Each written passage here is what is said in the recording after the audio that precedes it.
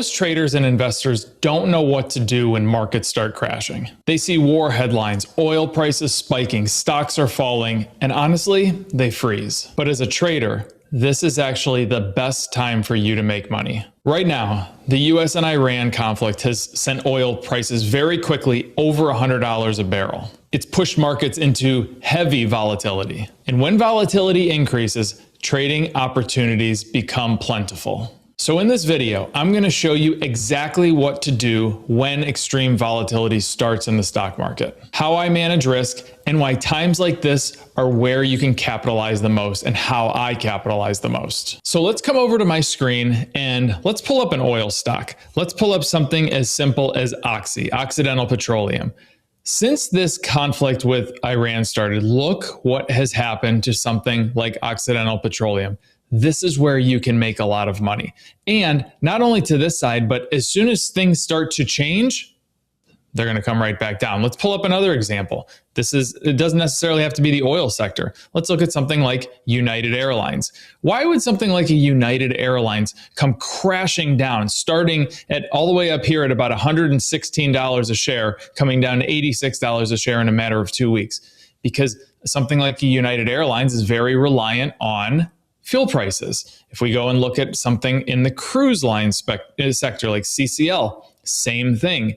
So when you start seeing headlines out there, whatever the headline may be, think to yourself, okay, what sector should I start paying attention to? And instantly, when this started happening, I said, okay, we need to start paying attention to one, obviously, oil, and then what uses oil. My first thoughts were airlines, maybe some were in the auto industry, gas stations, obviously, cruise lines, somewhere that has to pay gas prices to run their business. That's where you should be paying attention to right now, as well as something like shipping.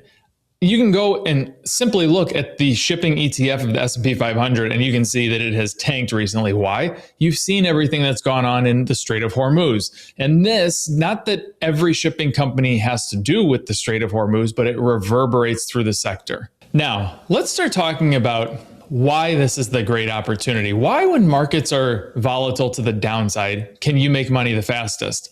Think about it. Do stocks go up or down faster? Well, of course, it's easier for stocks to go down than it is to go up. Think about how much good you have to have out there. Number one, you have to have the market on your side. That can be very difficult. You have to have a lot of people in the market buying. And honestly, if you look at the past, 5, 6, 7, 8, 9, 10 years, it's been hard to find consistent buyers in the stock market. Now, you're probably saying, well, the market over the last decade has done really well. Yes, it has done really well.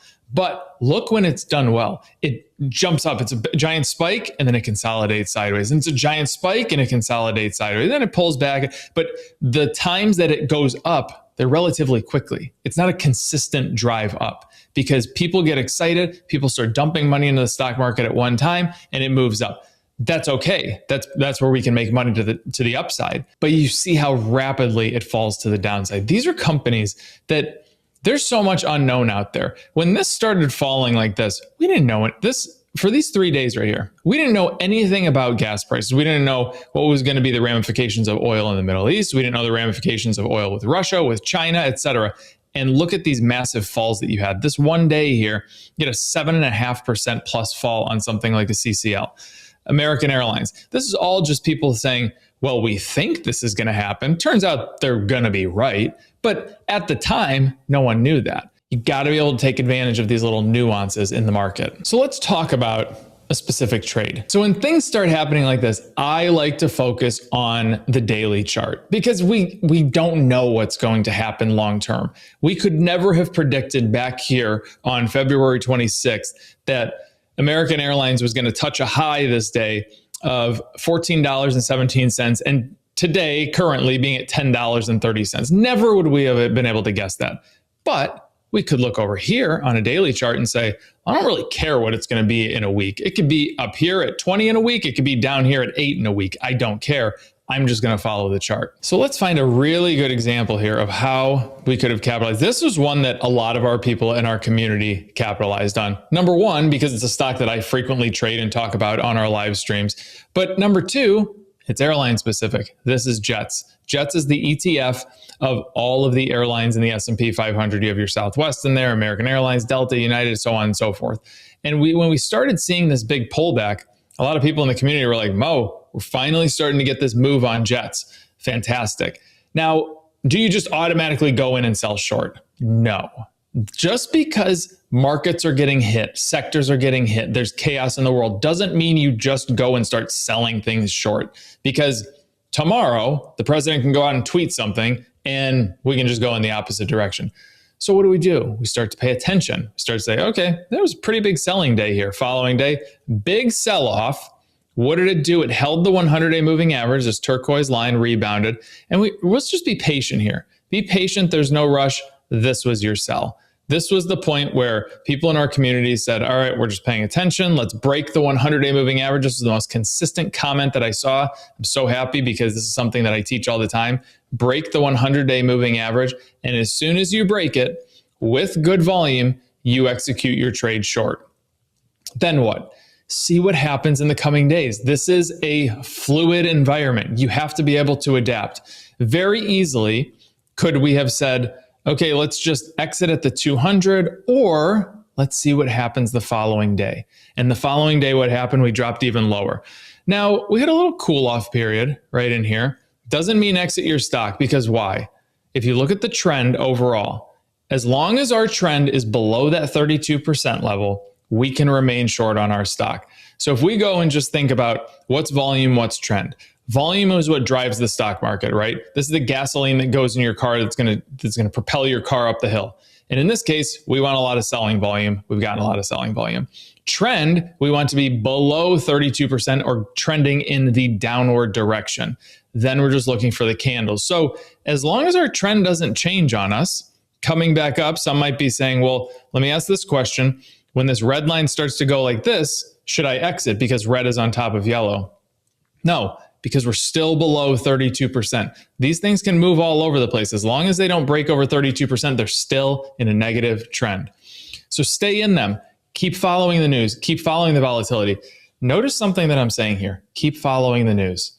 I don't typically say that. I don't usually care what's happening in the news.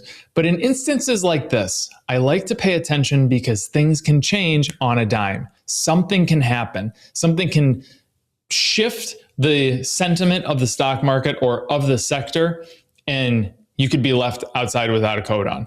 We don't want that to happen. So pay attention to it and continue to pay attention to the volume. You notice here for 4 days in a row, we continued to get really great selling volume after this little bit of buying volume, but we didn't sell because red didn't cross over yellow over 32%, remain short, still going down. Now, this is a very interesting one. We are still in this thing. So where does the exit come in? That's probably a question that many of you are asking. Well, right now on Jets, if I just draw some lines here, I like to zoom the chart out and I like to just draw a line across and let's see where we're at. Well, you can see here, kind of had this run up and kind of touched that yellow line and then it touched that yellow line again and it went up. And even in here, it kind of went above this yellow line, dropped slightly below it, but it went back above it. Even in here, up, almost touched the yellow line, almost touched. So you can see, even here was a little zigzag. You can see that we have a lot of support around this yellow line. So we need to make sure, if it was me trading this stock, I am in this stock, I would be taking profits here at this $24 number. I have taken profits. Have I exited the position? No, I have not. Very important for me to say that again. No, I have not exited the position. Why? Because the volume which you saw was still on my side. I still have sellers. There's still a lot of negative sentiment in the stock. And the trend is still pushing down. There's no reason for me to exit this thing yet.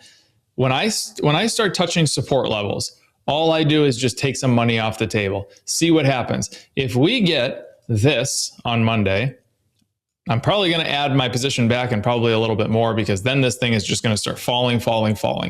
If it starts to go in this direction, I'm going to see what happens. I'm going to pay attention to the trend. If the trend goes this way like that, I'll exit the position. If it doesn't, I'm just going to sit and remain in it. That's the beauty of the trend and the volume. It kind of gives you a context clue of which direction the stock is going to go, even during times of serious volatility. So as a trader, what should you watch for? Let's summarize this real quick. Watch the news, pay attention, see what the headlines are. Those are going to drive the volume of your stock.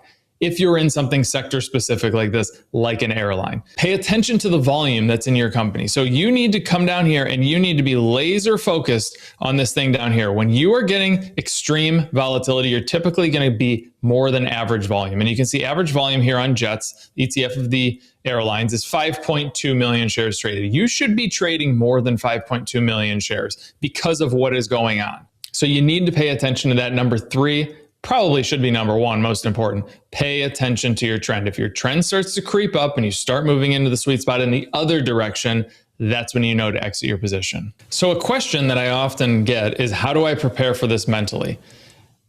If you're new to trading, or if this is your first time facing any type of severe volatility, you don't need to just jump in and throw money at this. Take this opportunity to paper trade. I promise you, there are going to be very volatile moments over the next 3, 4, or 5 years, especially in these sectors. This volatility is not done. If you started paper trading today and you went for a month, and I bet that you would be able to come back in a month and start trading with real money and still have the volatility. We have a serious issue in the oil market, and it's physical. It's not something that can be saved using printed money, selling futures contracts, etc. This is something that's going to be around for a long time. So don't feel the urgency to have to go out there and just start trading with real money. If you're not at that point yet, paper trade, learn how to do this. If you have never traded before, you're going to see a lot of cycles in your life. Let's say you're 30 years old. You've never seen any type of volatility like this. If you're going to trade until the age of 70, 75, you have a long time to go. You have a lot more opportunity. So don't lose money by just jumping in because you're anxious. And also with that, have somebody to learn from. That can be me. That can be members of the community. Remember, when I got notified of this stock, it was people in the community, in our Patreon community saying, Mo, your JETS, it's finally starting to move. That propelled me to start looking at Delta Airlines, United Airlines, the cruise lines. It can be a very lonely road out there, and it can be extremely stressful and chaotic if you do not have anybody to talk to. I encourage you to jump into our Patreon, try it for a month, try it for 2 months, especially during these times of chaos. See what the conversations are. They're flowing every day on stocks coming from day trading to swing trading. Now, I know that I've thrown a lot at you. I've thrown a lot of stuff at you in one video, and it can be overwhelming, but I have prepared a full course. This course goes through everything that you need to know about trading, starting with chart setup, ending with a specific pattern that you will need to know that will help your trading experience and help your journey. You need to watch that video right now. You need more than an example, and I'll see you in the Patreon.